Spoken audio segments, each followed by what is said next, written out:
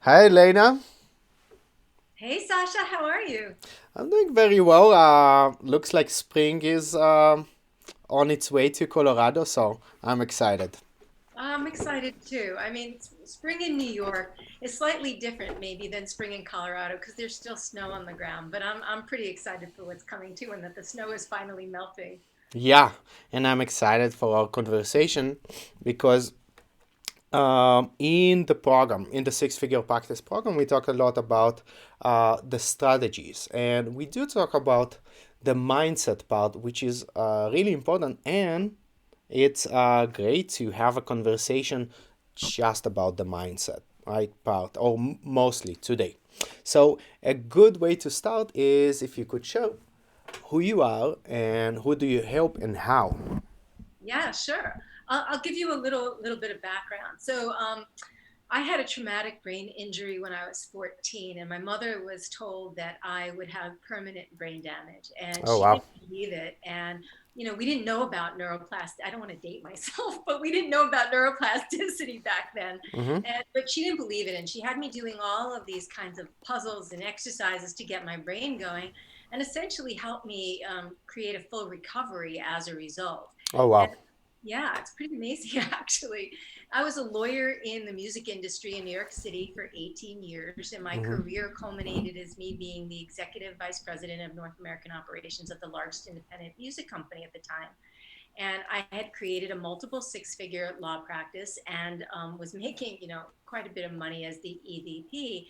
And when I got to that role, I was actually never more miserable. And I was finally able to cop to the fact that being a lawyer was really my parents' agenda and it wasn't mine. And it made me very physically ill. Like when I just kept Mm. thinking I would finally be happy when I got that successful. Yep. And I got there and I was never more miserable. So I walked away from it and I It's did. the good old be careful for what you wish for because if Yes, it you is. really work for it, it can come true, right? Yeah, exactly. And it can come true just in better ways. So you have to just be really clear about what you ask for. So when I walked away, I smacked right dab in the middle of what I'm going to call a dark night of the soul, which some people might call a midlife crisis, but dark nights birth purpose. And for me, what happened when I was watching like all the structures of my life collapse, my marriage fall apart, my relationship with my son get difficult, my finances tank, like I move out of the city, gave up my identity as a lawyer, like all kinds of things, just a confluence of events that I started to search out techniques to get me out of the hell that I was in, that I was experiencing. And I learned how to very intentionally rewire my brain. And I came into a much more woke state and started to understand the nature of reality in a very different way and realized that my purpose in life was to take my business acumen, the business strategy that I had been doing for all of those years, plus all of these mindset techniques that I learned, and actually meld them, combine them together, and in the marrying of the two, help people really give their purpose to the world in a much bigger way and do it less painfully than how I had learned how to do it. Because I think one of the biggest myths in business is you have to work hard to succeed. And Mm-hmm. so I really like to bust that myth and help 6 to 7 plus figure earners scale their business, working significantly less in the process. Yeah. What if you could work smart, not hard, right? Yeah. Mm-hmm. But so much of working smart. I mean, yeah, I give my tools, Sasha. I mean, I give my clients practical tools and techniques for time management and productivity. But so much of that is actually what's between your ears, as Mm-hmm. much as it is doing these other, practical strategies. Because I don't know. My experience is 80 to 90% of success is your mindset, is your alignment with your energy, and 10 to 20% is the mechanics. Now you got to have those mechanics, but you can have the right mechanics in place, and if you don't have the right mindset, they don't give you a lot of mileage. Yeah, I have like a weird relationship with this idea. I'm constantly talking about it with my clients too. The 80-20, right? Majority of it is the mindset. But when I hear it, with my coaches, like when I'm a client, I'm like, no, come on, don't bore us. Get to the chorus, right? Let's talk about the how to, and let's talk about strategies. And like it's always the same thing, right? I come back to that root of if I have some limiting beliefs there, it doesn't really matter what strategies I use, even if it works for other people, I would bump against those limitations. For sure, for sure. And it's really interesting because in my first year of coaching, I created a six-figure practice. I was talking to a potential client about this earlier. I had no strategy. I Mm-hmm. literally didn't understand online business the way that I do now. And I had like really no strategy, and yet clients just kept coming to me. And it was because I was aligned. It was because I had this amazing vibration. I was just aligned with the frequency. And everywhere I go, I would either meet clients or meet somebody who would introduce me to a client. And so Mm. even without a strategy, I was able to build a six-figure practice just by being in the right mindset.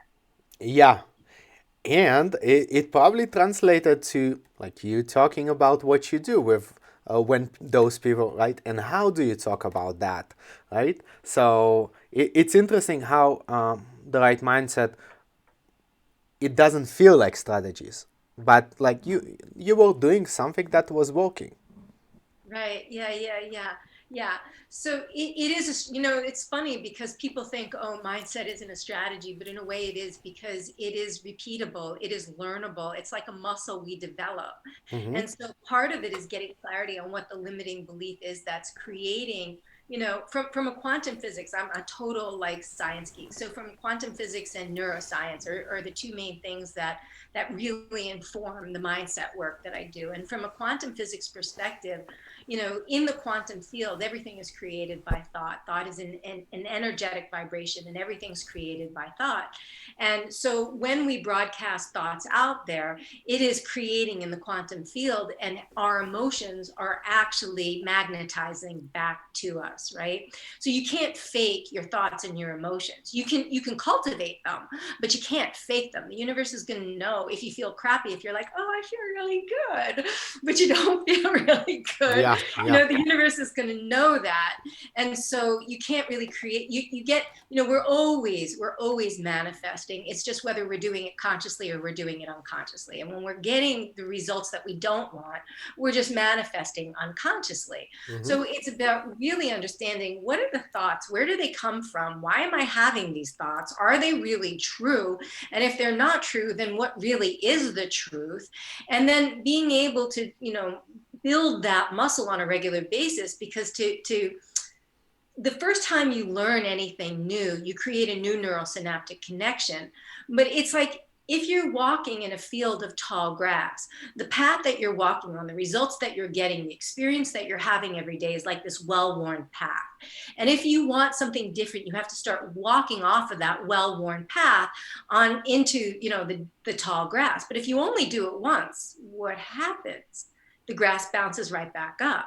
So you have to do it repetitively. You have to do it with consistency to create a new well-worn path, or else the grass or the weeds or whatever will keep growing over the path. Mm-hmm. And so it takes 66 days at a minimum to dial in a new habit, to dial in, to really wire in a new neural pathway. So it's created the minute you learn something new, but to actually get it to stick and not prune away, you have to do it with consistency and repetition. And that's where, like, if you go to the gym once, you're not going to have the body you want. You have to Mm-hmm. work out consistently to actually build that muscle. And it's the same thing with your brain. Yeah. What do you think when you think about that first year of becoming a coach, right? And like in a way, this is saying, of course, you were incorporating the skills that you already had previously, and at the same time, I'm sure there was like some grief, letting go of a path that you worked towards, right? Even though it didn't bring you the joy. Um what limits were you bumping across in your own mindset, if you don't mind sharing? That's a great question. I'm going to say that here's an interesting thing. In the first year I was coaching, when I first started coaching, the imposter syndrome just hit me really hard. Uh huh. Yeah. Yeah, right. And that's what I experience with a lot of my clients, regardless of what level they are at in their business. And whenever they're like reaching for a new level, usually the imposter syndrome, the inner fraud comes up. And I experience that a lot with me. Let me just get out of there. I experienced that a lot with me. And what ended up happening for me is that when I first started out, like, because I actually made six figures in 7 months. And so for the first 5 months of that, I actually did a lot of bartering and trading with people Mm-hmm. because I felt weird about asking people to pay me for something where I wasn't sure I could get results. And I also Mm. didn't go for a certification program. So I had no training in how to be a coach. I just felt like I could be a coach. And that was sort of the intuitive sense that I got, the download that I got. And the coach that I was working with at the time, I said, I just feel like I should go get certified. And she said, would you rather hire a coach who gets results, or would you rather hire a coach with a certification? And I went, okay, I'll never ask that question again. And I just made sure that the people that I was working with got results. And once I knew they did, then I felt comfortable charging for it. And then within a very short period of time, I upped to become more of a high ticket coach. So I went from charging $1,500 to charging $10,000 in a very short period of time. Mm-hmm. And that, like I just kept living into the next level of like, oh, this feels like, I'm on the edge. This feels uncomfortable. Can I really do this? And then I'd get a client at the new price point and I go, okay, I can do this. People are going to buy this. I can help them. Sure. Go to the next price point. Mm-hmm. And that's a lot of what I did in my first year of coaching. In my second year of coaching, which is really interesting, is I joined some very high-end masterminds and I made some investments that literally left me penniless, like totally wiped out my bank account. Yep. And when that happened, I bumped up against a lot of old limiting beliefs. Like you have to work really hard to succeed. Money is hard to make.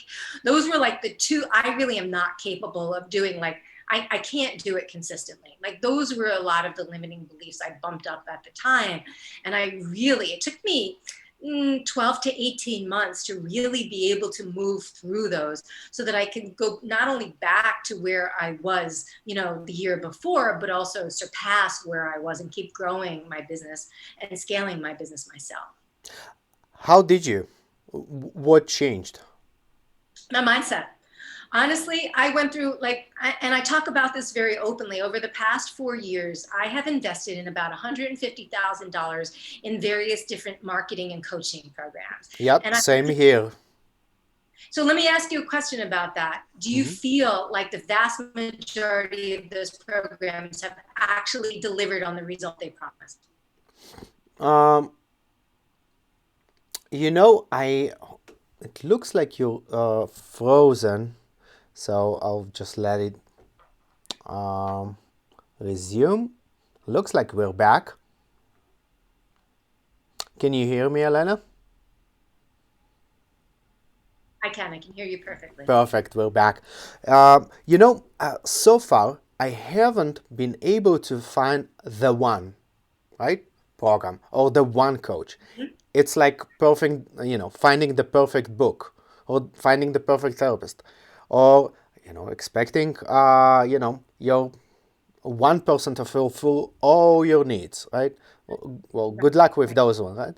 And there Yeah. were like some amazing pearls that I took from everything I was a part of. That's why I think it's wonderful to learn from various places and various coaches. And I do feel a correlation between my investment and the quality. Like usually I get what I pay for, right? Yeah, that's really interesting. I have felt a lot like I haven't totally gotten what I've paid for, and I've invested in some very, very high end and programs. And part of it is that most people come at it with a very one size fits all approach. Hmm. So this is what made me successful. This is how I was able to grow and scale my business. And this is what I'm going to teach you. Mm-hmm. But they leave out a lot of the distinctions because your business is unique from my business. You're unique from me. You have different skills and talents than I have. You have different and ideal audience. You have different network. And so why would the same exact thing work for both of us? There are distinctions there. And I'm not saying that we can't both use a similar strategy, but there are real distinctions there that are based on our unique selves and our unique businesses that we bring. And most coaching programs don't take that into account. And Mm-hmm. so when I started really coaching and helping people scale, I had the same experience. I got pearls of wisdom from each of those programs, but I didn't usually get the result that I bargained for. And I Mm. took all of those pearls of wisdom and I kind of combined them into something that worked.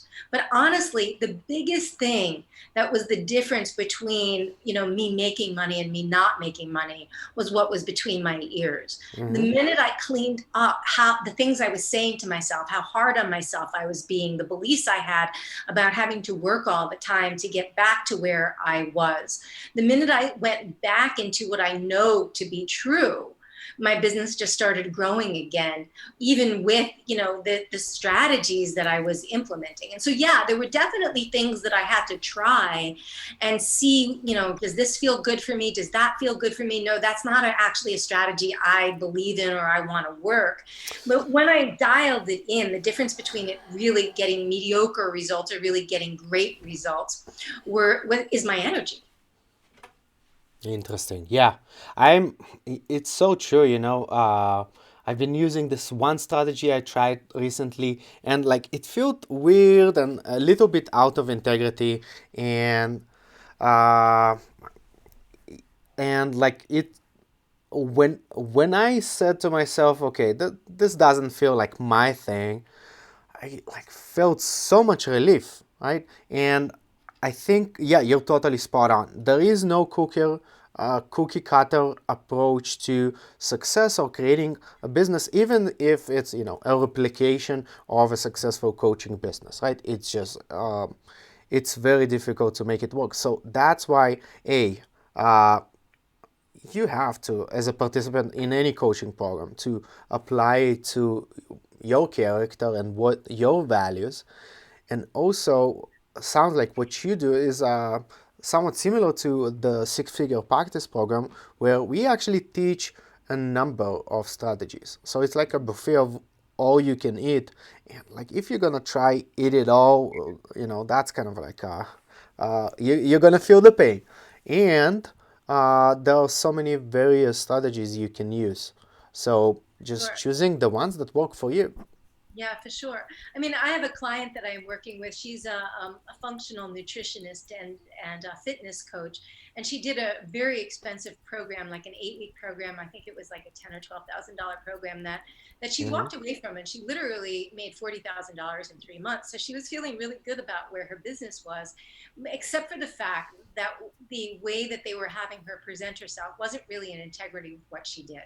Mm. And so when she came to me, we like literally took her business apart and rebuilt it again, but this time in integrity with what she wants to do.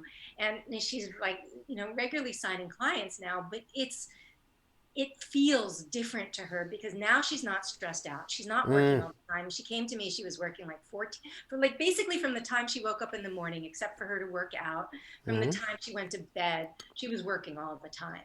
And her hormones were getting wacky. She was just throwing her body really off and really not, it was abusing herself, doing the things she's trying to tell her clients not to Yeah, do, right? definitely not leading by example, right? Definitely not leading by example. And Mm. so we got her out of this stress and the overwhelm, helped her understand the strategies, but helped her really align in her mindset, as well as align with her business and her ideal client and what she did. And now everything just feels so much better, that she's having so much more joy being in her business. And that joy is reflected in, I think it's reflected in her content, in her energy, and that's why clients are now magnetized to her again. Mm. Yeah, So it's a totally different experience that she's having because she's building a business where she's scaling her business in a way that's authentic to her, rather than just because somebody told her to do XYZ, and that yeah, works. yeah, that's huge. So What do you think if you could, since you have a lot of experience working with different people and different challenges, but we kind of all share the same thousands years of brain development. What do you think are the top three mindset obstacles that prevent people from growing their businesses? Yeah, yeah, that's a great question. There's some, it's an interesting thing. There are some that are more superficial than others because I think when we truly, truly get down to it, Sasha, Yep. it's about self-love. Yeah. It's some form of I'm not Mm. worthy, I don't Yep. deserve it, I'm not good enough. Yep. It's usually some form of that, and how it shows up or manifests in people's lives are different, but it's usually one of those. Exactly right. Yeah. Yeah, yeah. And then there's, when I deal with my clients and you get down into their money stories, they have some form of like, I work with go-getters, I work with high achievers, and they all have this belief, like they actually feel guilty when they don't work really hard. They actually, I had one client, admit to me in secrecy that she'd rather her relationship suffer than her business suffer. So Oh, I okay. know, crazy. It's crazy. Mm-hmm. So what ends up happening is people really are driven by I have to work hard to succeed. And so what it really is my worth comes from my achievement and my success. That's really what Mm-hmm. that's saying, right? And if I don't work really hard and I'm not really successful, then I won't be worthy, rather than being intrinsically worthy in the first Mm. place. So I see a lot of that with my clients come up in various different ways over and over again. Mm-hmm. Yeah, and one of the other ones that I see a lot, which is another interesting thing, which is you have the answer more than I do. Mm-hmm. So it's like the idea of like I need to have all of these experts help me understand what to do because I can't tap into my own inner wisdom and intuition to know what I'm supposed to be doing. So I should trust you more than I trust myself. Yeah, I get stuck with it still till this day, right? And it's a weird dichotomy, right? I'm hiring experts to help me to create something that I haven't created yet because they know the road ahead, right? Ultimately, though, it's my decision to make what to apply and not to apply to my business, right? Yeah, yeah. Yeah, but I'm gonna geek out a little bit again. Yeah. Quantum physics. So whole brain intelligence. So what happens when we're in stress? If you're in stress, you're in your sympathetic nervous system.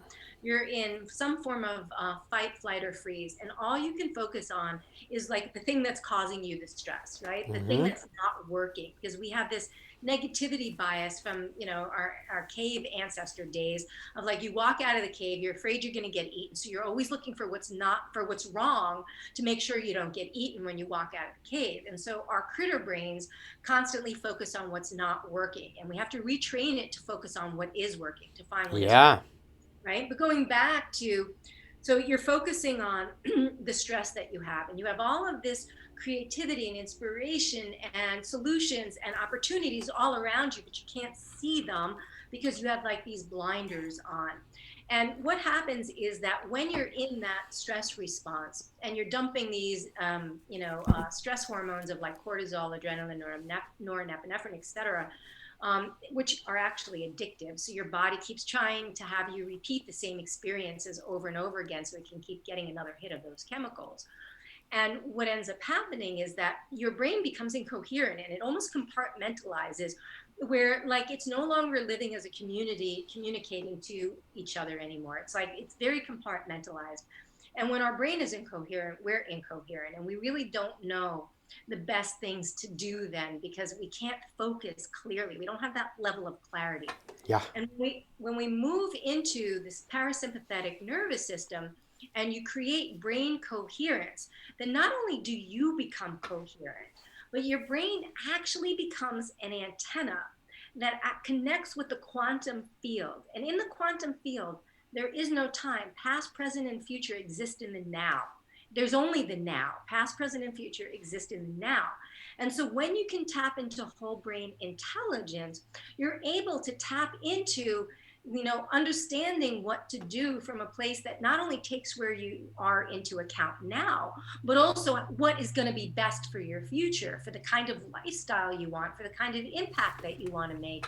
And you're able to tap into higher levels of intelligence that Mhm. our brains don't by themselves have access to, but are the antenna for. Does that make sense? It makes total sense, and I'm thinking from a place of helping others, right? My clients, the times where I got stuck, and I think kind of failed my clients, is where I try to push them towards either too fast or towards maybe something that uh, it was not their intuition, right? That's interesting. And yeah, I think trusting my own intuition and also the intuition of my clients. Yeah, it's key. It's key Mm-hmm. because we're often taught that intuition isn't really reliable, but actually, the more we trust it, the more reliable it comes. The more it actually shows up. The more it gives us helpful information that helps us move forward. So, one of the things that I really help my clients do is move out of the hustle, which is the hustle is really the parasympathetic nervous system Mm-hmm. and I mean the sympathetic nervous system, the hustle, and I help them move into flow states. And in those flow states, they're able to access higher levels of intelligence. They're able to see opportunities and have creativity and inspiration and ideas that they wouldn't otherwise have. And that's really key. Mm-hmm. One of the other things that's key is to become the person you would be if you already had the business that you wanted. Mm-hmm. So, how would that person act? How would they make decisions? How would they show up in their day? What kind of activities would they be focused on? And when you start to embody that person, it's not necessarily fake it till you make it, it's actually embodying that person. That person already knows what to do. That person already knows how you got from where you are now to where they are then. And so, when you embody that person, the how, which seems insurmountable now, becomes much clearer. Yeah, yeah, nicely said. Many of the people who are listening or watching this right now are actually mental health counselors, not just coaches. And the even though those two worlds are somewhat similar, they're also very much far apart. And one of my missions is to bring them closer together. I'm a counselor and a coach, and I think there's a lot to learn from each other. And um, the idea of a high ticket coaching for counselors actually might sound like completely foreign, right? It's like, how much do you charge, right? Could you say more about that part and the possibilities that exist with high ticket coaching? To be honest, I only believe in high ticket coaching. Mm-hmm. There's a traditional model in coaching that's what they call the extension model. You start by offering a low ticket. It could be anything from $27 to $497, and then you get people to sort of know, like, and trust you, and then you move them to your mid price package, which might be anywhere from 997 to $2,000. And then once they've enrolled in that package and they really realize the value you provide, then you up level them to a high ticket program. My experience in coaching is that when you have skin in the game, you show up and you commit in a different way. So, you can offer so much more value in a high ticket program. You can offer so much more help and assistance as a result of that. It's much more high touch. And, from, the statistics on it is that on low ticket programs, 97% of people either don't do the program, don't open up the program and do it, or don't finish it, or don't get results. Oh yeah, And it's it's a. I love what Tony Robbins says about it. Like it's just eloquent. If they don't pay, they don't pay attention. I did an experiment with a few friends of mine, with the six-figure practice program, and I just gave it, for free as a gift. They're my friends, and I can see like my goal with the program is for people to achieve results. They will achieve results if they actually implement it. So I can see inside the percentage that people watch, right, the material, and then I reach out if to encourage and also to congratulate. And for all my friends, how much percentage do you think it is? 10%? 0 for all of them. Oh my God, I love that. I Yeah, love that. So you're actually proving what I just said, which exactly is, right. when you have skin in the game, you invest and you commit. When you don't have skin in the game, you don't invest and commit your time. Mm-hmm. And part of it is that, when we're looking to make change, when we seek to make change, the ego feels like it's certain death to the ego. Like the ego doesn't want you to change. The ego wants you to stay exactly the same because the number one instinct of humans is the familiar. It's not for survival, it's for the familiar, because this familiar, we have this database of all the experiences that we've had in our life. And when you're coming up to a new experience, your excuse me, your ego, your subconscious mind goes through the database and goes, okay, how did I deal with this? Did I survive this? Mm-hmm. And when you don't have anything in the database to say how you did with it, because it's new, it's uncertain, then Yep. you go into fight or flight and it doesn't know what to do. It wants to keep Mm-hmm. you in the familiar, it wants to know you're going to be safe. Yes. So when you're coming up, you're bumping up against change. Unless you're in so much pain that you have to change, usually you won't change unless you make the investment in the change. Mm-hmm. And so that's a big reason why I support having my clients offer high ticket programs, because Mm-hmm. their clients get better results and then they feel better because they're getting paid better, that they can offer better value Mm-hmm. because they're able to have healthy livelihoods as a result, that they can really support their clients in a different way. Can So I ask you a tough question? yeah. You're like, yeah, question mark. What about people who cannot afford high ticket coaching? Like literally, they don't have the funds, they are motivated, maybe they're born into poverty, and you know, uh, definitely there are population that are more privileged, and Right. that is I, more I accessible hear to you. them. I totally hear you about that, Sasha. And I think that there are people who genuinely can't. I think more people can. Like, I will be honest with you. A couple of years ago, I invest a lot of money a year. We were talking about this in coaching. Mm-hmm. And there are an occasional time where I really want to take a program and I don't have it budgeted. And I had to borrow the money. Now, I wasn't in poverty, but I had to borrow the money to get into that program, to do that Mm-hmm. program, because it was that important to me. Like, I generally think for maybe 90% of people, they can get resourceful. They can find a way to get resourceful, sell stuff online. Like if you really want the program, start selling stuff. Most people have stuff around their house that they really don't use or aren't as valuable to them, but are valuable to other people. Start selling it. Where there's a will, there's a way, and I really believe that. Now, there are a handful of people that they may be in a different situation, and I would say part of the reason is, unfortunately, their mindset about their beliefs about their situation, but they are in a real situation. And I would say, for those people, work up towards it. There are other programs out there that aren't high ticket. And if you actually do them, if you're really that motivated and do them, it will help you get out of the poverty that you're in so that you can invest in a high ticket program. Yeah, I think a book even can create a whole world of difference, right? Like four bucks book from a thrift store, if actually applied, right, can create a lot of change. I And have people tell me, like, I've offered a couple of freebies, and I have had people tell me that they actually implement it, because most people don't actually do, like, this is the thing we were talking about. They read a book, but they don't actually implement it, mhm, and they don't actually do it then consistently. And I've had a couple of people tell me that they've implemented the things I've recommended, and their businesses like shot up, like it changed their life. mhm, And it's amazing when you actually implement. There's a lot of great information out there, but it takes application to create transformation.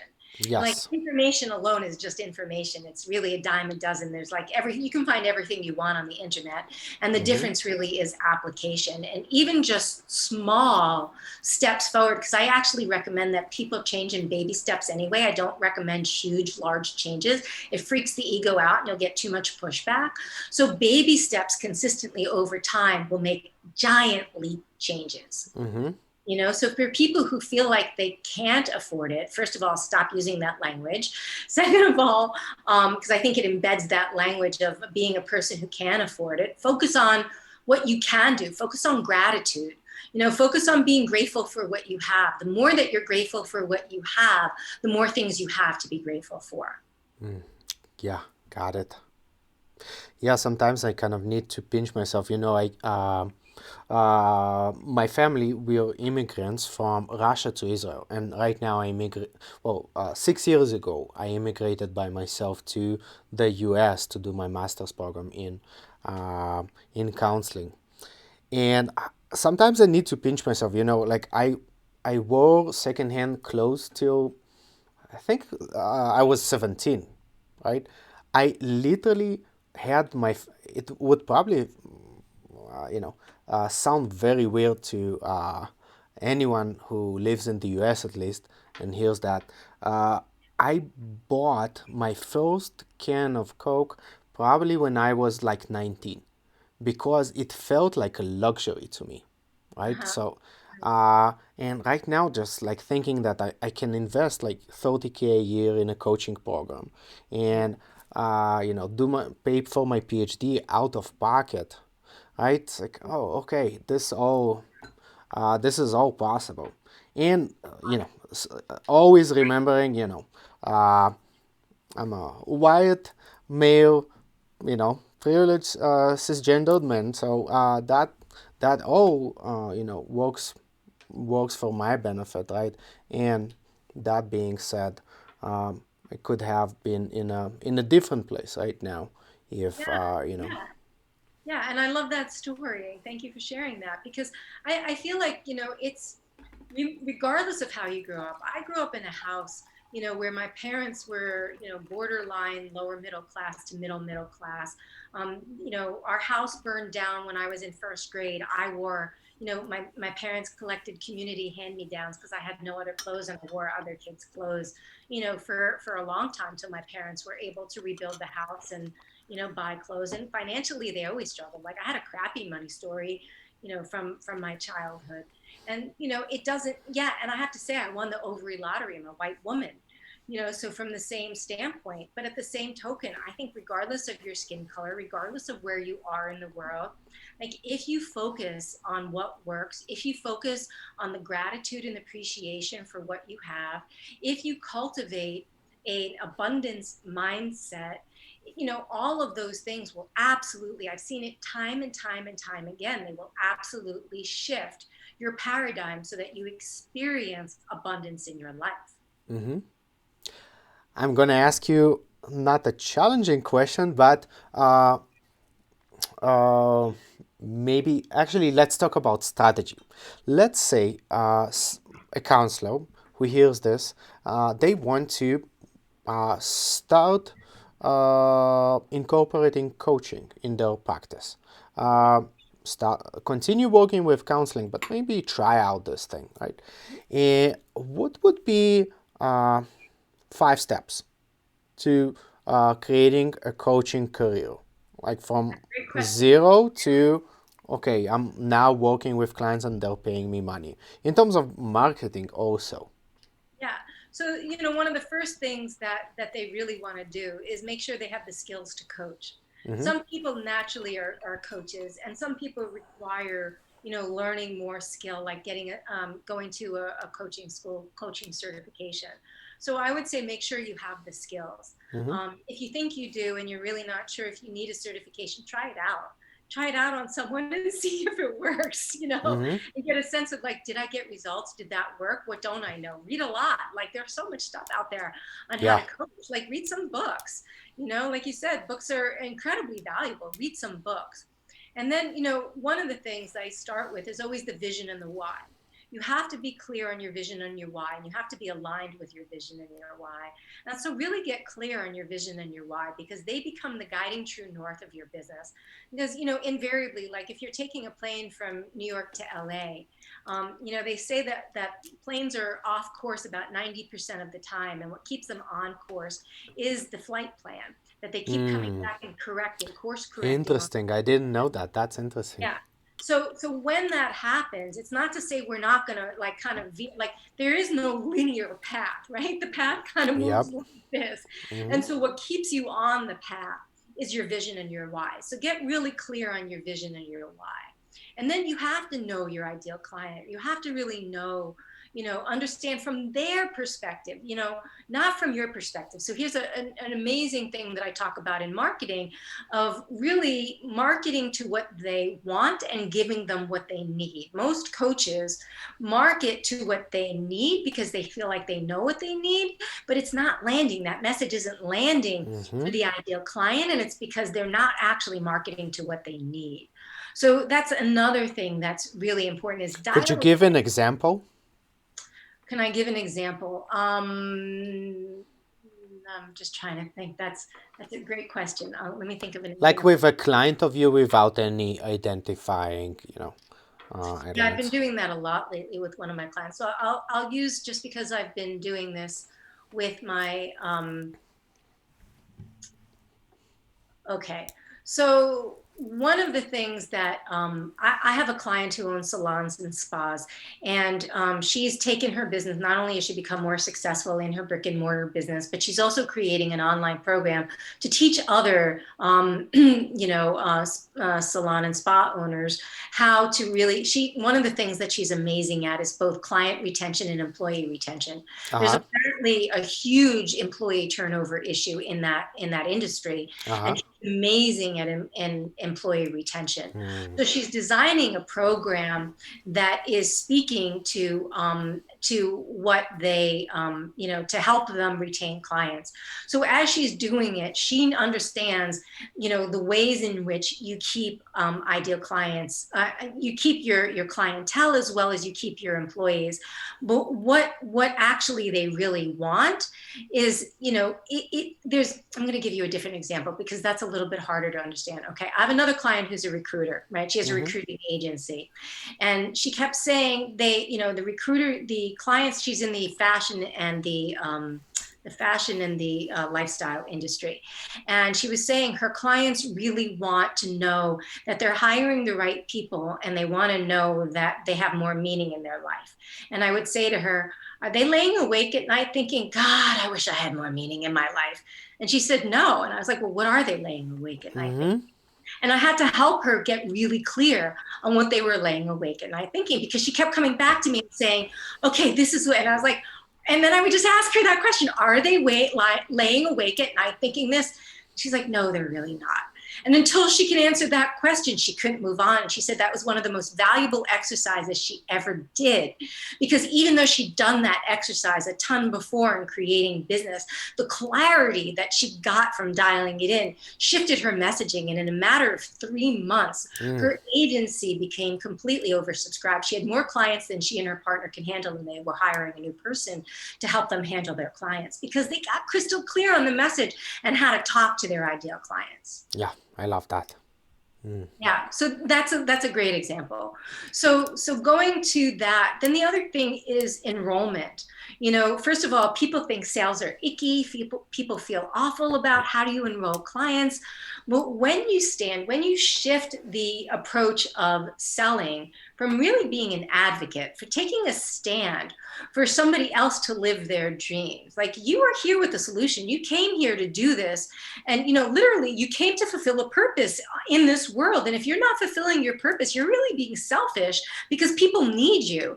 And when you come from the place of it's not about me, it's really about you, my client, and you really realize that you're standing in advocacy for your client, it makes a huge difference. It makes an absolutely huge difference. Mm-hmm. And it shifts the way that you have enrollment. The other thing is that enrollment is a process, and learning the process, learning how to do it well is key. Because I was, working with somebody the other day, and she was telling me, like, I was asking her, like, this is the other thing. People don't really know how many leads do they need a month to get how many clients they want a month, right? And so I was saying, well, how many leads do you have a month? Well, I'm on the phone with like 20 people. Well, how many of them are you enrolling? And we realized she was only enrolling like 20% of the people that she was getting on enrollment calls with. And I was like, and she's like, I need more leads. I was like, no, you don't need more leads. You need better sales. Like, Yes. that's the issue. The issue isn't the leads. You have plenty of leads. Like, if these people are coming and they're wanting to get on an enrollment call with you, on a sales call with you, you just need to understand how to communicate with them, to Mm-hmm. communicate your solution to the pain that they're having, so that they see you as the only solution that's possible. So, that's what I'm helping her do right now, is helping her gain clarity on what's wrong with her sales process, that it's not, I hate to use this word, but I'm going to use it, but it's not converting. Mm-hmm. So that's, then that's the piece. So then there's systems and strategies. So it's understanding what is your system and strategy. Understanding, is it going to be through social media? Are you doing, like, I teach my clients how to do organic lead generation, and it's slightly different for different clients, but really I don't think that you need to do paid advertising until you're at $15,000 a month in income. And then when you get to that point, you can like start investing in paid advertising. But if you don't have your message dialed in, then throwing money at it isn't going to get you more clients. It's just going to be a waste of money. It's going to burn a hole in your pocket. Like, you have to dial in your message first. And you can learn that the hard way by trying to figure that out through, paid ads, or you can learn it through organic lead generation strategies that will help you get really crystal clarity on like who your people are, what they need to hear, and how you make a difference for them. Mm. So those are like simple steps. I mean, they're not simple, but they are, of how, what I would recommend in terms of the business building. Have a signature system. Like, what is your system? Get clear on what your system is, and then understand how to stop trading time for money. Because that's a really big one. Like, you'll always be in the, I have to work more if you're trading time for money. You got to get out of trading time for money. Mm-hmm. Elena, thank you so much for sharing all of that. What would be, I know it's a tough one, but what would be your biggest tip for people who are either starting out as coaches or looking to scale further and feel they're stuck? Yeah, this is the hands down easy one for me. Hire a mentor, Mm. hire a coach. Like really sit with them, really feel into the intuition. Like, I know there's a lot of people out there. I hear that some people are getting results from some people that they work with, but no, like look at what they're what they're providing and what you feel like you really need help in, and hire a coach. Because honestly, like, I think one of the only reasons to hire a coach, I believe everybody has the capacity to figure this out themselves, but it's just a matter of time. It's just a matter if you want it to take months or you want it to take years. And the only real reason for me to hire a coach is because you want it to take months, not years. Yes, exactly. No one needs a coach, right? It's just, do you want to go fast, efficiently, and not, bleed time and money while doing that? Yeah. And the other thing about that, I mean, because obviously you're wasting, tens of thousands of dollars leaving it on the table by taking years rather than months. But also, Exactly. you really can't read the label from inside the jar. So we don't know what we don't know. Mm-hmm. We don't, and I mean by that, we don't see parts of ourselves. Oftentimes we have these blind spots about ourselves, about what's holding us back, that the right coach will help identify and help move you through, so Mm-hmm. you move through the stuck into flow. Yeah. Speaking of hiring a coach, if someone who watches or listens feels connected to you and your message, how do they find you to see if they can work with you? Great. So they can find me in one of two ways, where they can obviously go to my website, although that wasn't the one thing I was going to say, but they can go to www.alainaschwartz.com, or they can reach out to me directly at support@alainaschwartz.com. Happy to talk to people there. And the other thing is, I hang out on LinkedIn a ton, which so if people go there, then they'll find a ton of content I put out. I'm on a lot of podcasts every month, so they can listen to me and hear me talk about, other things that I talk about, to see, do I really resonate with her? Is this somebody who I think can help me? So they can check me out there, and they're welcome to reach out to me even on LinkedIn as well. Wonderful. Thank you so much, Elena. Thank you so much, Sasha. It's been great talking to you. Yes.